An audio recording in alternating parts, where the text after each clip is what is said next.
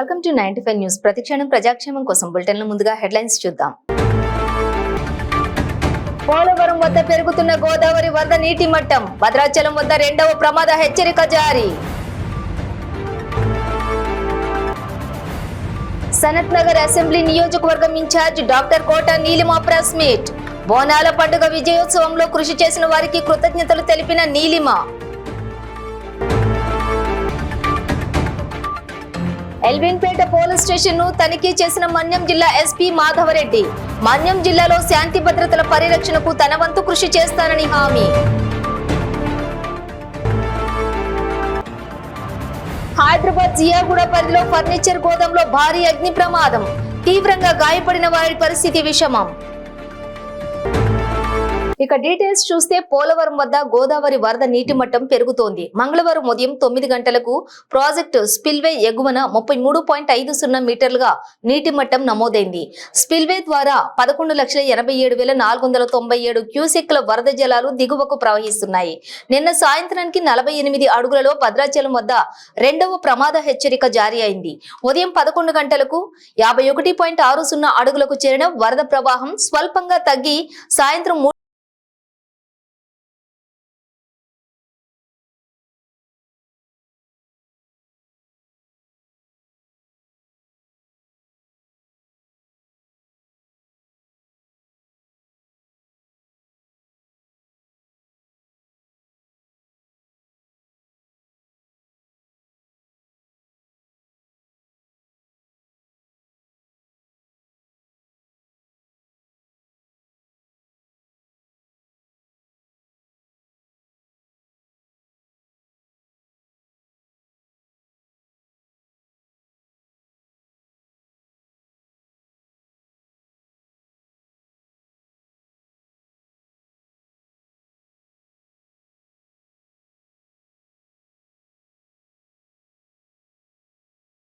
కోట Neelima press meet నిర్వహించారు. ఈ కార్యక్రమంపై ఆమె మాట్లాడుతూ ఉజ్జయిని మహంకాళి దేవాలయంలో జరిగిన బోనాల పండుగ జాతర అఖండ విజయమైన సందర్భంగా బోనాల పండుగ విజయోత్సవంలో కృషి చేసిన గ్రేటర్ హైదరాబాద్ మున్సిపల్ కార్పొరేషన్, రోడ్లు మరియు భవనాల శాఖ, విద్యుత్ శాఖ, పోలీస్ శాఖ వారికి, కమిటీ సభ్యులు మరియు వాలంటీర్లకు హృదయపూర్వక కృతజ్ఞతలు తెలిపారు.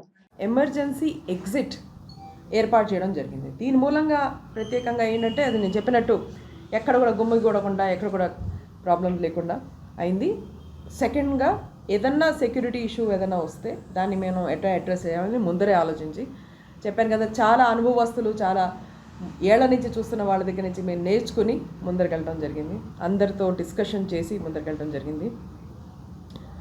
మంచినీటి మీరు చూసుంటారు అక్కడ ఐ థింక్ లక్షల ప్యాకెట్స్ మంచినీటివి అక్కడ డిస్ట్రిబ్యూట్ చేయడం జరిగింది. ఇది కూడా దీనికి కూడా నేను ధన్యవాదాలు. బోత్ అంటే వాలంటరీ ఆర్గనైజేషన్స్ అలాగే గవర్నమెంట్ ఏజెన్సీస్ ఇద్దరు చాలా బాగా పనిచేశారు. 7 లక్షల వాటర్ ప్యాకెట్స్ డిస్ట్రిబ్యూట్ చేయడం జరిగింది. 16 మొబైల్ టాయిలెట్స్, ఇది కూడా రికార్డ్ నెంబర్, ఇంతకు ముందర ఇన్ని ఉండేవి కాదు. 16 మొబైల్ టాయిలెట్స్ అక్కడ ఏర్పాటు చేయడం జరిగింది. 5 అంబులెన్సెస్ మీరందరూ చూసుంటారు, ఇవన్నీ నేను మీ ఎదురుకుండా ప్రత్యక్షంగా చూసుంటారు మీరు, అక్కడ ఉన్నాయి. తొలి బోనం ఆ రోజున మీలో చాలామంది అక్కడ ఉన్నారు. పొద్దున 3:30 మొదటి బోనం ఎత్తడం జరిగింది. 3:30కి 4 గంటలకి ఐ థింక్ గుడిలో మేము సమర్పించడం జరిగింది. అదే ఉదయం 4 గంటలకి భక్తుల బోనాలు సమర్పించడం, ఫస్ట్ బోనాలు అప్పుడు సమర్పించాం. షీ టీమ్స్ మహిళా భద్రతలకు మేము పెట్టాం. దాని మూలంగా మీరు చూసుంటారు అక్కడ అస్సలు ఏ రకమైన సెక్యూరిటీ బ్రీచ్ అనేది ఈసారి అవ్వలేదు. అలాగే మహిళలకు కూడా ఏం ప్రాబ్లం అవ్వలేదు. జోగిని శివశక్తులకు ఒక సెపరేట్ టైం ఇవ్వాలని చాలా ఏళ్ల నుంచి డిమాండ్ ఉండే. సో అది మేము ఈసారి చూసి 1:30 to 4 దాకా మేము పెట్టాం. అలాగే చాలా ఇంకా ఉన్నాయి. కానీ లాస్ట్ ఏంటంటే మీరు కూడా చూసారో లేదో అక్కడ ఒక హెల్త్ సెంటర్ పెట్టాం. దాంట్లో మీరు కనుక నేను లిస్టు వచ్చి చూసాను ఆ రోజున ఎవరెవరు దేనికోసం హెల్త్ సెంటర్కి వచ్చారు అనేది. రండి, ఆల్మోస్ట్ ప్రతి చిన్న విషయం ఆ హెల్త్ సెంటర్ వాళ్ళు పార్వతీపురం మన్యం జిల్లా ఎల్విన్పేట పోలీస్ స్టేషన్ ను మన్యం జిల్లా ఎస్పీ మాధవరెడ్డి ఆకస్మికంగా తనిఖీ చేశారు. జిల్లాలో అవాంఛనీయ ఘటనలు, అక్రమ రవాణాలు, గంజాయి వినియోగం, మద్యం రవాణా వంటి చర్యలు చేపడితే ఉపేక్షించేది లేదని హెచ్చరించారు. అదేవిధంగా మన్యం జిల్లాలో శాంతి భద్రతల పరిరక్షణకు తన వంతు కృషి చేస్తారని హామీ ఇచ్చారు. సో ఈ జిల్లా ఎస్పీగా గత శుక్రవారం ఛార్జ్ తీసుకోవడం జరిగింది. సో ఇందులో భాగంగా జిల్లాలో ఉన్న పోలీస్ స్టేషన్స్ మరియు ఆఫీసులు విజిట్స్లో భాగంగా ఇవాళ ఎల్విన్పేట పోలీస్ స్టేషన్ మరియు సర్కిల్ విజిట్ చేయడం జరిగింది. ఈ ప్రాంతంలో పరిస్థితులు ఎలా ఉన్నాయి, నేరాలు ఏ విధంగా ఉన్నాయి, కేసుల పురోగతి ఏ విధంగా ఉంది, మరి ఇక్కడ లా అండ్ ఆర్డర్ సమస్యలు, ఇతరత్ర సమస్యలు ఏమున్నాయి అనేసి తెలుసుకోవడానికి స్టేషన్కు రావడం జరిగింది. సో కేసుల రిపోర్టింగ్ అయితే దాదాపు తక్కువే ఉన్నాయి. సో ఎక్కువ క్రైమ్ అనేది లిమిటెడ్గానే ఉంది. సో ఒకటి అరా సూసైడ్ కేసెస్, కొంచెం ఈ రోడ్డు ఒరిస్సా నుంచి మనకు ఆంధ్ర రోడ్డు కారణంగా road accident cases and liquor IDR act cases ప్రధానంగా ఈ ప్రాంతంలో చూడొచ్చు. కేసులు ఏవైతే పెండింగ్ ఉన్నాయో అవన్నీ కూడా త్వరగా కంప్లీట్ చేయమని ఆదేశించడం అయింది. అదేవిధంగా గాంజా రవాణా మీద మరియు ఈ లిక్కర్ ఐడిఆర్ యాక్ట్ వీటి మీద ఎటువంటి సందర్భంలో కూడా ఉపేక్షించే పరిస్థితి లేదు. సో వీటి మీద అందరం కూడా గట్టి ఫోకస్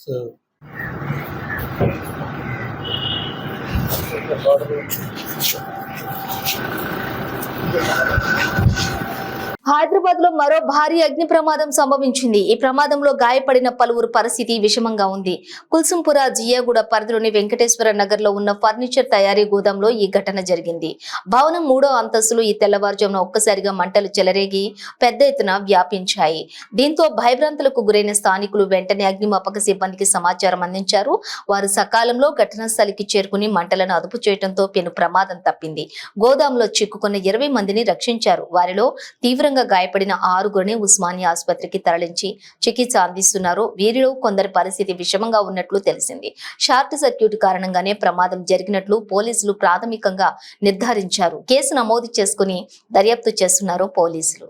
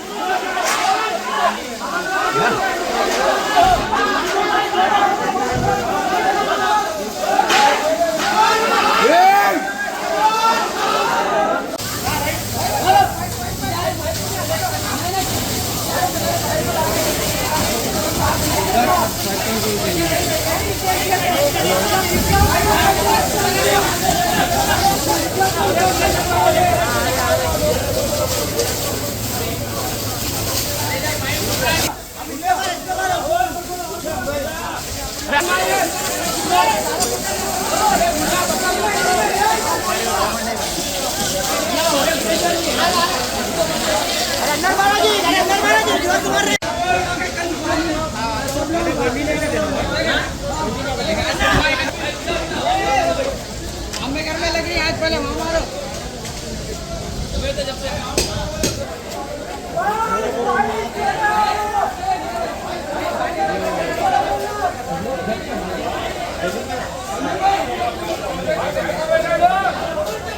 वो घर में मार रहे, अरे उधर मारो मारो पहले वहां लग रही, हाँ मारो,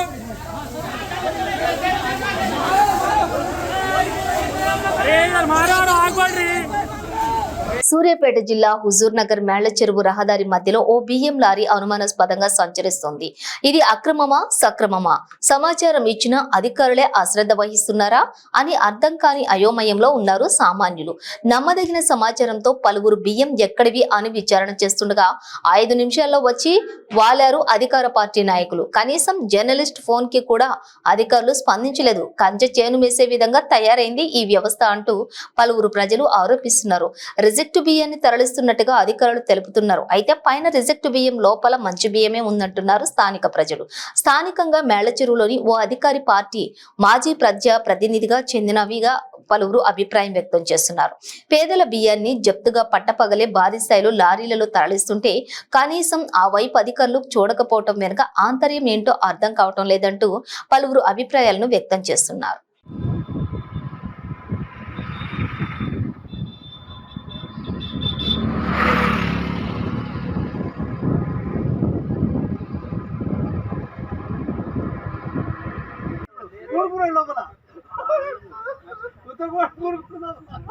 అంటాడు నిమిషాలు చెప్పి తెలిసిందిగా ఏమో చెప్పండి.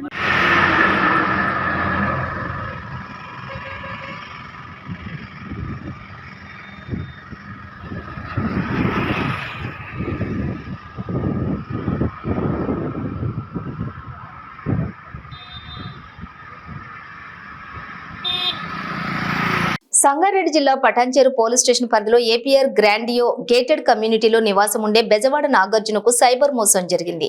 సుమారు ₹1 కోటి ఫ్రాడ్ అయిందని పటాన్చెరు సీఐ ప్రవీణ్ రెడ్డి తెలిపారు. ఈ సందర్భంగా సీఐ ప్రవీణ్ రెడ్డి మాట్లాడుతూ నాడియా కామి అనే మహిళ వాట్సాప్ ద్వారా పంపిన మెసేజ్ లో స్టాక్ మార్కెట్ లో ఇన్వెస్ట్మెంట్ చేయమని చెబితే ఆశపడి 99,58,526.70 సుమారుగా ₹1 కోటి ఇన్వెస్ట్ చేసి నాగార్జున అనే వ్యక్తి మోసపోయాడని తెలిపారు. మోసపోయిన వ్యక్తి పోలీస్ స్టేషన్ కు చేరుకుని 1930 అంటే 1930 నెంబర్ కు కాల్ చేయగా తక్షణమే స్పందించిన పటాన్చెరు పోలీసులు చాకచక్యంగా వ్యవహరించి ₹24 లక్షల వివిధ ఫ్రాడ్ స్టార్స్ అకౌంట్లలో నివారించారు. అలాగే ఇలాంటి మోసాలకు గురైన వారు సకాలంలోనే 1930కు కాల్ చేయాలని పోలీసులు సూచించారు. తేదీ 22/7/2024 రోజు మాకు రాత్రి అందాజా 11 గంటల సమయంలో నాగరాజు అనే ఒక వ్యక్తి మాకు అప్రోచ్ అవ్వడం జరిగింది. తను సైబర్ నేరానికి గురైన ఫిర్యాదు చేయడంతో 1930కి కాల్ చేసి తన ఫిర్యాదుని ఆన్లైన్లో నమోదు చేయించడం ద్వారా మేము కొంత ఆయనకు రిలీఫ్ ఇవ్వలేము. ముఖ్యంగా ఆయన వాట్సాప్లో వచ్చిన ఒక మెసేజ్ ద్వారా స్టాక్ మార్కెట్లో ఇన్వెస్ట్మెంట్కి ఇంట్రెస్టెడ్ ఉండి ఒక యాప్ని డౌన్లోడ్ చేసుకొని యాప్లో ఇన్వెస్ట్మెంట్ దాదాపుగా ₹99,78,256 ఇన్వెస్ట్మెంట్ పెట్టడం ద్వారా మోసానికి గురై అయినాడని చెప్పి రియలైజ్ అయ్యి మమ్మల్ని అప్రోచ్ అవ్వడం జరిగింది. 1930 కాల్ చేయడం ద్వారా దాదాపుగా ₹24 లక్షల వివిధ ఫ్రాడ్ స్టార్ అకౌంట్లలో మనం ఫ్రీజ్ చేయించడం జరిగింది.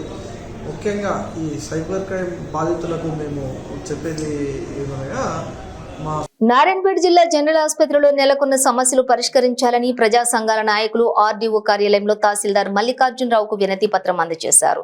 ఈ సందర్భంగా తెలంగాణ వ్యవసాయ కార్మిక సంఘం జిల్లా కార్యదర్శి గోపాల్, భారత ప్రజాతంత్ర మహిళా సంఘం జిల్లా కన్వీనర్ గోవిందమ్మ, సిఐటియు జిల్లా కార్యదర్శి బలరాం మాట్లాడుతూ పేట జిల్లా కేంద్రంలోని జనరల్ హాస్పిటల్ కు రోజు 500 నుంచి 600 వరకు అవుట్ పేషెంట్స్ వచ్చిపోతుంటారని, 250 బెడ్స్ తో కూడుకున్నటువంటి హాస్పిటల్ కేవలం 5-6 మంది డాక్టర్లతోనే నడుస్తోందని ఆవేదన వ్యక్తం చేశారు. చేశారు. ప్రభుత్వ ఆసుపత్రికి వచ్చే వారందరూ కూడా బడుగు బలహీన వర్గాల వారని, ఆర్థికంగా చితికిపోయిన వారేనని, వారికి సరైన వైద్య సాయం అందించలేని దుస్థితిలో ఉందన్నారు. హాస్పిటల్లో ప్రజా సంఘాల నాయకుల బృందం ఆధ్వర్యంలో సర్వే నిర్వహించారు. 37 రకాల మందులు మాత్రమే ప్రభుత్వం సరఫరా చేస్తుందని, మిగిలిన 10 నుండి 15 మందులు బయట మెడికల్ కు రాయాల్సిన పరిస్థితి ఉందని తెలిపారు.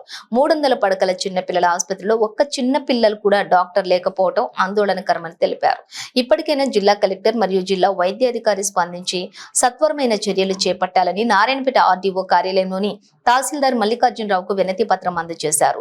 ఈ కార్యక్రమంలో ఎస్ఎఫ్ఐ జిల్లా అధ్యక్షులు మోహన్, వ్యవసాయ సంఘం జిల్లా ఉపాధ్యక్షులు శివకుమార్, వెంకటప్ప, మహిళా సంఘం జిల్లా నాయకులు సమరీనా, ఎస్ఎఫ్ఐ జిల్లా అధ్యక్షులు మోహన్, కనకప్ప, శ్రీనివాస్, నాగేంద్రమ్మ తదితరులు పాల్గొన్నారు. డాక్టర్లకు సంబంధించింది డాక్టర్లు ఏ ఒక్క డిపార్ట్మెంట్కి సంబంధించినటువంటి ఆ స్పెషలిస్టులు కానీ, లేదు గైనకాలజిస్టులు కానీ, లేదు చిల్డ్రన్కి సంబంధించిన డాక్టర్లు కానీ ఎవరు కూడా ఈరోజు అందుబాటులో లేనటువంటి పరిస్థితి ఉంది. ఖాళీలు ఈరోజు చిల్డ్రన్స్ డాక్టర్లు 6 పోస్టులు ఉండేవి 2 ఉన్నాయి, ఇక 4 భర్తీ చేయాల్సింది. అదేవిధంగా డాక్టర్లు కానీ సర్జన్స్ కూడా లేనటువంటి పరిస్థితి ఉంది.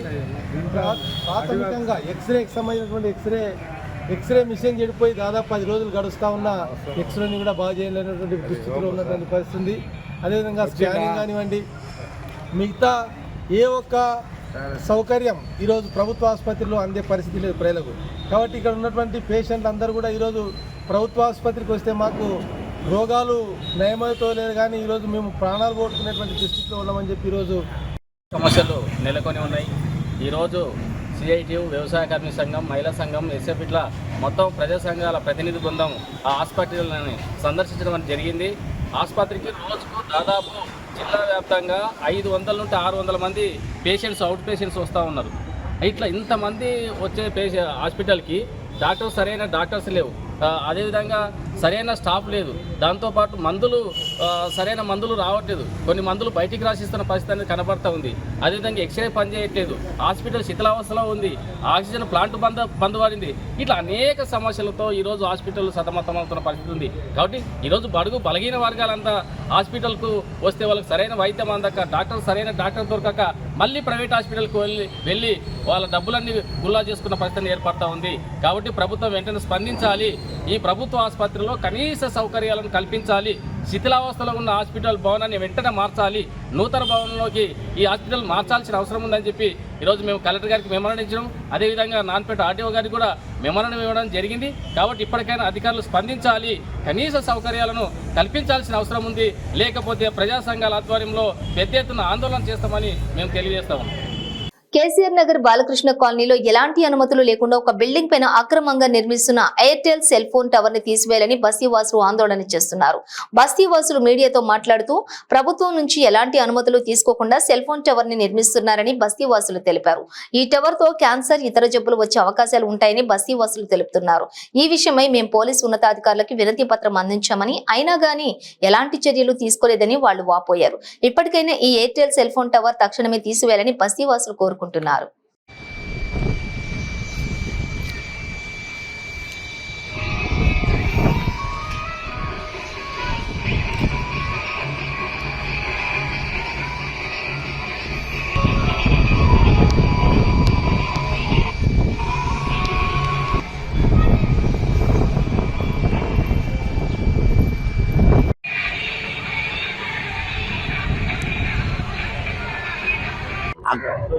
కేసీఆర్ నగర్లో అక్రమంగా వితౌట్ పర్మిషన్ లేకుండా 4-5 అంతస్తుల బిల్డింగ్ పైన ప్రత్యేకంగా ఎయిర్టెల్ సెల్ టవర్ను నిర్మించడం జరుగుతుంది. ఎందుకు అని మేము అడగగా ఇక్కడ రామంతపురం బాలకృష్ణ నగర్లో ఆ కేసీఆర్ నగర్కి సంబంధించిన డాక్యుమెంట్ కానీ, హౌస్ నెంబర్స్ కానీ ఎలాంటి ప్రూఫ్స్ లేకుండా సెల్ ఫోన్ దౌర్జన్యంగా వాళ్ళు టవర్ని ఏర్పాటు చేయడం జరుగుతుంది. ఇదేంటి టవర్ ఇట్లా ఏర్పాటు చేస్తున్న కారణం ఏంటి బాబు? మేమంటే మాకు పర్మిషన్స్ ఉన్నాయి, మాకు అన్ని చెప్పడం జరిగింది. వాళ్ళే బై హ్యాండ్గా తీసుకొచ్చి మాకు పేపర్ ఇవ్వడం జరిగింది. ఆ యొక్క పేపర్లో షేక్పేటకు సంబంధించిన డీటెయిల్స్ మొత్తం ఉన్నవి. వాళ్ళు ఆఫీసు అడ్రస్ రాంగ్ అడ్రస్ పెట్టినారు. వాళ్ళు జూబిల్స్ బంజారాస్ అడ్రస్ పెట్టేసి వాళ్ళు వితౌట్ పర్మిషన్ లేకుండా ఇక్కడ సెల్ ఫోన్ టవర్ని ఏర్పాటు చేయించేసి మేము దౌర్జన్యం. ఇప్పుడు వచ్చినా మేము వస్తుంటే ఆ కనీసం దాని పైకి 2 వెళ్తే ఆ 2ని కిందికి రమ్మని చెప్పేసి ఆపేసినాం. అది ఆ టవర్ మాకు వద్దు అని మేము అందరం కోరుకుంటున్నాం సార్. ఆ టవర్ మాకు వద్దు. మాకు చిన్న చిన్న పిల్లలు ముసలోళ్ళు ఇప్పటికే నడువు నొప్పులు ఉన్నాయి, కాళ్ళ నొప్పులు ఉన్నాయి. ఒక్కొక్కళ్ళ ఇంట్లో ఒక్కొక్క ప్రాబ్లమ్స్ ఉంది. మాకు ఉండడానికి చక్కగా ఇల్లులే చక్కగా లేనప్పుడు వీటి గురించి ఎందుకు సార్? మాకు ఈ అన్ని అవసరమా? పర్సనల్ గొడవ లేదు సార్. మాకు పర్సనల్ ఏముంటాయి? ఆయన మా ఊరు పక్కన ఆయన కాదు, మా ఇంటి పక్కన ఆయన కాదు. దాని గురించే ఫోన్లు ఇప్పుడే వాడుతురా సార్? ఫోన్లు గత 30-40 ఏళ్ళ నుంచి వాడుతురు. మామూలుగా అయితే ఒక్కొక్క ఆయన లీడర్, కాలనీ లీడర్ అంటూ 5G కావాలంటగా, 4G కావాలంటగా. మాకు అల్లు రావు సార్. నేను చెప్తున్నా, మాకు అల్లు రావు. మేము చదువుకోలేదు. మా కాలనీ ప్రెసిడెంట్ దగ్గరికి వెళ్తే, అన్న ఇందులో ఏముందో చూసినావా అన్న, నువ్వు ఇందులో అడ్రస్ ఉందా అన్న అంటే, నాకు చదువు రాదమ్మా అని పేపర్ కింద వేసిండు.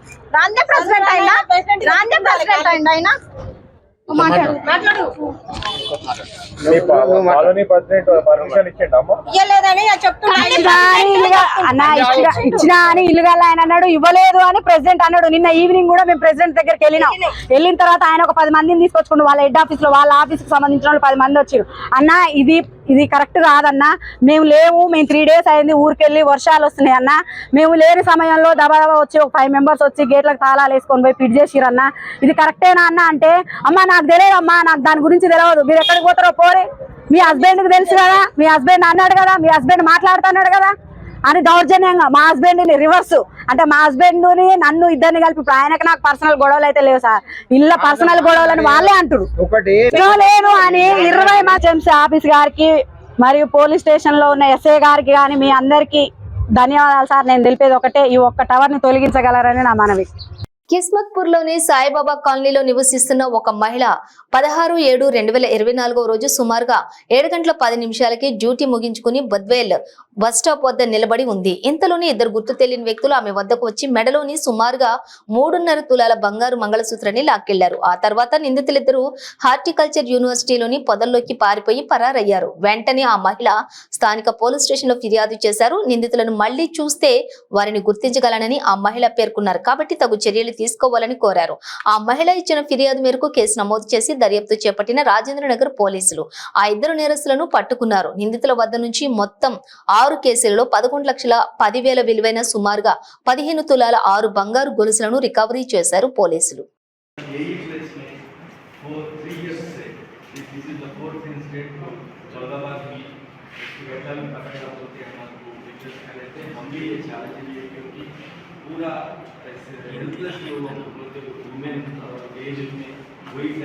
అంటే 16వ తారీఖు రోజు బుద్వేల్ ఎక్స్టెన్షన్ దగ్గర ఒక లేడీ 7-8 మధ్యలో బస్ దిగి ఇంకో బస్ కోసం వెయిట్ చేస్తుంటే ఆ ఓల్డ్ ఏజ్ లేడీని ఇద్దరు వ్యక్తులు వచ్చి ఒక అతనేమో కిందకు తోసేస్తాడు, ఇంకొక అతను ఆ మీద కాలు పెట్టి చైన్ లాక్కొని పారిపోయినారు. అది పోలీస్ స్టేషన్కి దగ్గరలోనే ఉంది. ఇంత దగ్గర ఎట్లా అవుతుంది అని చెప్పి ఆ రోజు అందరం టీమ్స్ అన్ని అక్కడికి వెళ్ళటం జరిగింది. అక్కడికి వెళ్ళిన తర్వాత తెలిసింది 22, 23, 24 ఈ 3 సంవత్సరాల్లో అక్కడ అది 4వ అఫెన్స్ అని, అందరూ బుద్వేలు కిస్మత్పూర్ సంబంధించిన మనకి లోకల్స్ అని చెప్పి ఆ రోజు అర్థమైంది. అప్పుడు రాజేంద్ర నగర్ డిఐ గంగాధర్ గారు, తర్వాత క్రైమ్స్ ఇన్స్పెక్టర్ సంజయ్ వాళ్ళ టీమ్స్ అన్ని అక్కడికి వచ్చి ఇది 4 సార్లు అదే టైంలో అదే ప్లేస్లో ఈ ఓల్డ్ ఏజ్ లేడీని టార్గెట్ చేస్తున్నారు కాబట్టి ఇది ఛాలెంజ్కి తీసుకొని అందరూ చాలా మెటిక్యులస్గా పనిచేయడం జరిగింది. దీంట్లో వారం రోజుల్లోనే వాళ్ళిద్దరిని పట్టుకోవడం జరిగింది. వీళ్ళు తిమాజీపేట మండలంకి సంబంధించిన ముడావత్ పాండు, ముడావత్ సేవియా అని చెప్పి వీళ్ళని పట్టుకున్నాక అర్థమైంది మనకి, వాడు పాండు 21 కేసుల్లో ఇప్పటి వరకు జైలుకు పోయి వచ్చినాడు. సేవియా అనేవాడు 18 కేసుల్లో జైలుకు పోయి వచ్చినాడు. సేవియా 2 సంవత్సరాల కారాగార శిక్ష విధించిన తర్వాత జైలుకి వెళ్ళినా కూడా అతనిలో మార్పు రాలే. తర్వాత వీళ్ళిద్దరిని కూడా ఇంతకుముందే పీడీ యాక్ట్లో పంపడం జరిగింది. వాళ్ళిద్దరు పీడీ యాక్ట్ కూడా జైల్లో ఉండొచ్చినారు. అయినా కూడా వాళ్ళు బయటకు వచ్చిన తర్వాత ఈ 22, 23, 24 ఈ 3 సంవత్సరాల్లో మన దగ్గర ప్లస్ శంషాబాద్, తర్వాత షాద్నగర్ వీటిలో 6 కేసులలో స్నాచింగ్స్లో ఉండటం జరిగింది. వీళ్ళు ఆ ఓల్డ్ ఏజ్ లేడీ, తర్వాత ఎక్కడైతే చీకటి ఉంటుందో, తర్వాత ఎక్కడ కూడా నిఘా ఉండదు, ఆ లైటింగ్ తక్కువ ఉంటుందో కొన్ని ప్లేసెస్ సెలెక్ట్ చేసుకొని అక్కడే చేస్తున్నారనేది వాళ్ళ కన్ఫెషన్లో వచ్చింది. తర్వాత వాళ్ళని పట్టుకొని ఈ 6 కేసుల్లో గోల్డ్ వాళ్ళు కూడా అక్కడే లోకల్లో వేరే ఆర్గనైజ్డ్ కాకుండా లోకల్ వాళ్ళకి అమ్మటంతో ఆ గొలుసులన్నీ రికవరీ చేయడం కూడా ఈజీ అయింది. ఇప్పుడు 6 ప్రాపర్టీస్లో మొత్తం 15 తులాసు 11 lakhs వర్త్ ఉన్న గోల్డ్ని కూడా ఈరోజు రికవరీ చేయడం జరిగింది. దీంట్లో ఈ 22వి 2 కేసులు వెళ్ళాయి, 23వి 3 కేసులు, 24ది లాస్ట్ మొన్న అయింది ఈ కేసుల్లో చేయడం జరిగింది. దీంట్లో రికవరీలో చాలా అద్భుతమైన పాత్ర మా అబ్దుల్లా అని చెప్పి ఏఎస్ఐ మైలార్దేవపల్లి పోషించినాడు. అతను ఇంతకు ముందు కూడా వీళ్ళని గతంలో అరెస్ట్ చేసిన అనుభవంతో ఇది చేస్తే వీళ్ళే చేస్తుంటారు అనేది క్లూ తీసుకురావటము, ప్లస్ అక్కడికి వెళ్ళటము, ఇవన్నీ ప్రాపర్టీస్ రికవరీ చేయడం జరిగింది.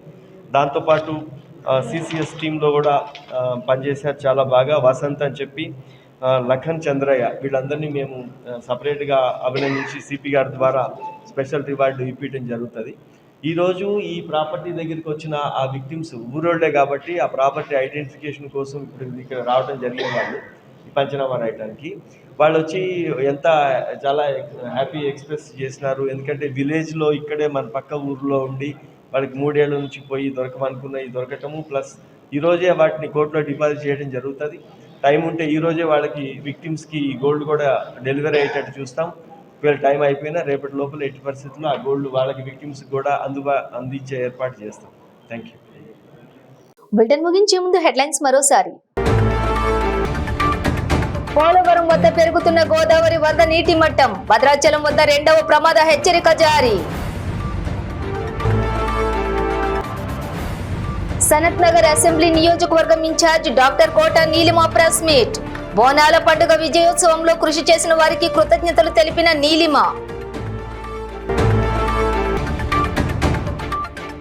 ఎల్విన్పేట పోలీస్ స్టేషన్ ను తనిఖీ చేసిన మన్యం జిల్లా ఎస్పీ మాధవరెడ్డి. మన్యం జిల్లాలో శాంతి భద్రతల పరిరక్షణకు తన వంతు కృషి చేస్తానని హామీ.